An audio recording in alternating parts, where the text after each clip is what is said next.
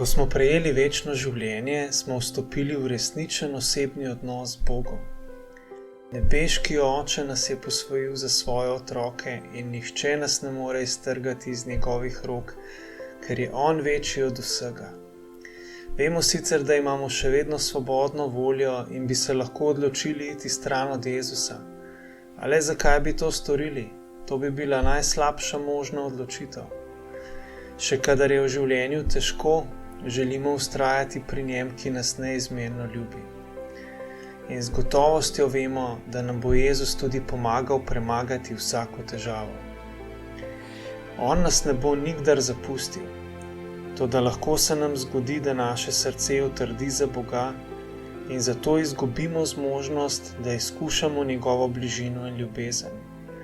Zaradi tega dobimo občutek, da je Bog daleč od nas, čeprav to ni res. Zaradi tega se nam zdi, da ne slišimo več njegovega glasu, ali pa, če ga že slišimo, se raje ne bi odzvali.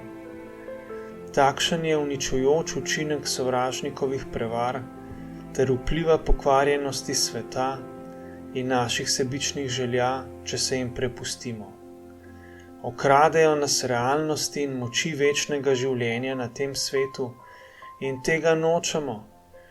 Zato nas Sveto pismo uči, naj živimo po vplivu Svetega Duha, ki prebiva v nas.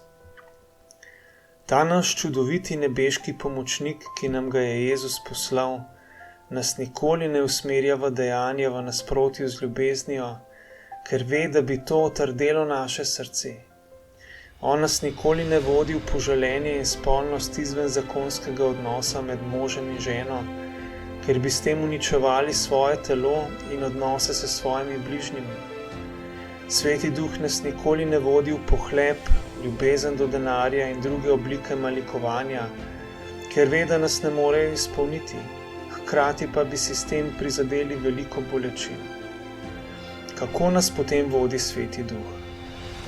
Daje nam želje in moč za nesebično ljubezen, za veselje, mir, potrpežljivost, blagost, dobroto, zvestobo, ponižnost, samoobvladanje.